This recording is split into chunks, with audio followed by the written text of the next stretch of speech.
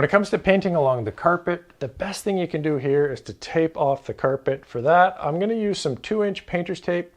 Any kind of a masking tape will work. If you get a little wider, you give yourself a little more room for air. And then you need an implement to tuck the tape in. The 5-in-1 is going to be your best bet. If all you have is a putty knife, that can work too, but the sharpness of the knife is going to be prone to tearing the tape. The nice thing about the 5-in-1 is it's pretty dull on the end and it works perfect for this. And you don't want to roll out too much, but just get off a couple of feet of tape.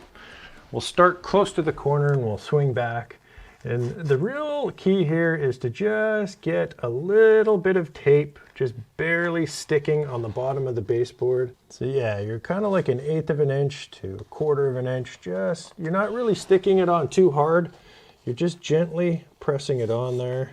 And then before you go the whole row, just swing back with your little tucking implement and make sure that your setup is correct. You don't want to get the whole thing put on and then realize you've put it too far up the baseboard. So swing on back, take your little implement, and now the motion here is to just push the tape down into the carpet and then try to tuck it underneath. And you can see that is tucking beautifully. You want to just be careful that you don't chip off the bottom of the baseboard. If you do chip it off a little bit, it's not the end of the world because when the carpet springs back up, it's going to cover that portion. A couple little points here about the top edge of the baseboard. This one is very narrow and it would be very hard to cut along that top edge. I like to usually use some frog's tape along this top edge. You're going to get razor straight lines, but there's a couple ways you could go about this. You could paint the walls after, paint the trims. Don't worry about the cut here on this top. Just get it going into the wall and then cut the wall nice and straight. That's difficult as well. It is difficult to get a nice cut when you're bent over going along the ground. What I normally do about 90% of the time is I will paint the walls first, not worry about this. I'll paint the wall paint right onto this top edge of the baseboard. Then I'll let that sit up for a day or two, use some frog's tape, and then I'll just pinstripe that right along the top edge. Then with the frog's tape, this is a little hack to make it more economical. You don't need much tape at all on this top edge, so I've just taken a 1-inch roll. I got a little 1/2-inch piece of plywood, put my utility knife on there, and just cut this into 2 strips. Now when it comes to the frog tape, you're just going to go right along the top edge. It doesn't have to be 1000% accurate. As long as it's fairly close, it's going to look straight. Then the last step before painting, just give the baseboards a light sand. If there's any bits or any repairs, do that now. Once you've done all the sanding, give that a quick vacuum up. If you have a little bristle attachment, that's going to be ideal to get that nice and clean. And then the final step is to just take a wet paper towel, not too wet, wipe off all the dust, and then pay a little bit of extra attention to the top of the baseboard.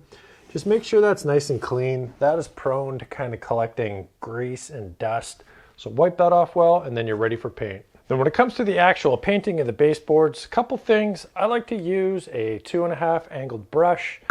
And since I'm going to be brushing it on, I like to add a little bit of Floetrol. It just helps the paint go on and lay down nicer.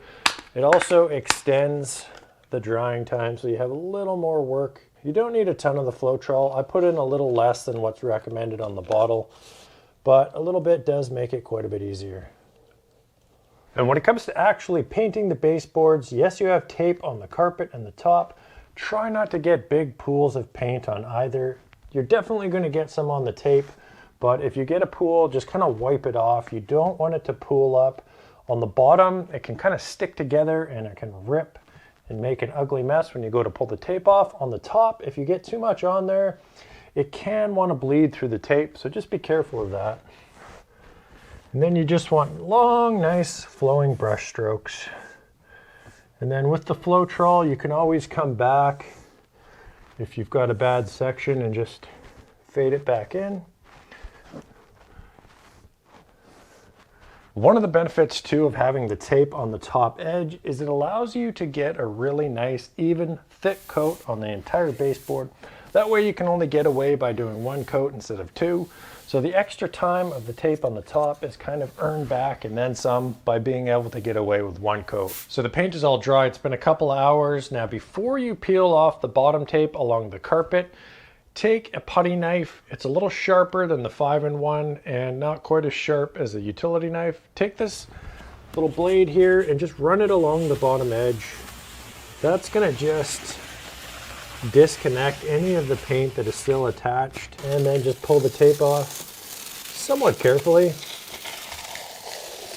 When it comes to ripping off the top tape, the only key here is to just keep it folded over on itself.